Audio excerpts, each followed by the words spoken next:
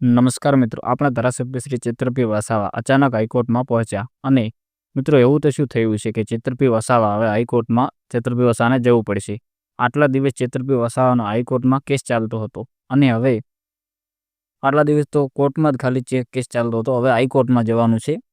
અને મિત્રો હાલ સોશિયલ મીડિયાના માધ્યમથી માહિતી મળી રહી છે કે પોલીસે 4 સીટો બનાવી છે અને એ સીટોના આધારે જે ચેતરભાઈ વસાવાના જામીન નહોતા મળ્યા અને જે ચેતરભાઈ વસાવાના જામીન મળતા અચાનક ચેતરભાઈ વસાવાની મુશ્કેલીઓ વધી ગઈ છે. તો મિત્રો લગભગ કોઈપણ ધારાસભ્ય લાંબા સમય સુધી જેલમાં ના રાખી શકે કોઈપણ ધારાસભ્યને. તો મિત્રો તમે ચેતરભાઈ વસાવાને શા માટે જેલમાં આટલા દિવસ રાખ્યા એવું તમને કોઈ માહિતી હોય તો કોમેન્ટ કરજો.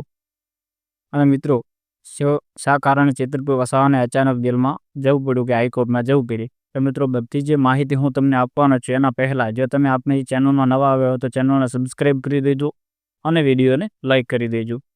તો મિત્રો ડેડિયાપાડાના આમ આદમી પાર્ટીના ધારાસભ્ય શ્રી ચેતરભાઈ વસાવા વડોદરા જેલમાંથી હાઈકોર્ટના પહોંચી ગયા. તો મિત્રો ચેતરભાઈ વસાવાને કોર્ટની જગ્યાએ હાઈકોર્ટના કેસ પહોંચી ગયા, કેમ કે પોલીસે 4 સીટો બનાવીને જે કોર્ટમાં આપી હતી ત્યારે ચેતરભાઈ વસાવાના જામીન નહોતા મળ્યા અને ચેતરભાઈ વસાવાના જામીન ના મળતા ચેતરભાઈ વસાવા હાઈકોર્ટમાં પહોંચ્યા.